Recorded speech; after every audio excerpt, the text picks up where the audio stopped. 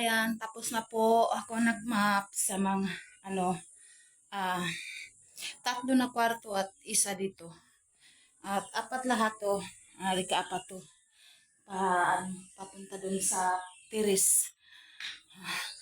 Tapos na po at ngayon mag-ano naman ako, magluluto na naman ako ng umagahan namin kasi wala pa kaming kain. Ayun, magluluto muna. Tingnan po yung mga gamit ko ito. Mga gamit ko, mga ano, talaga. Kasi ano naman ako, ito, naglinis sa mga ito na po yung higaan ko o mga unan. Ito, at nakaready na po yung malita ko para Davao. Excited lang talaga po ako. Hanggang dito lang po mga kababayan. Sana suportahan nyo ang YouTube channel ko.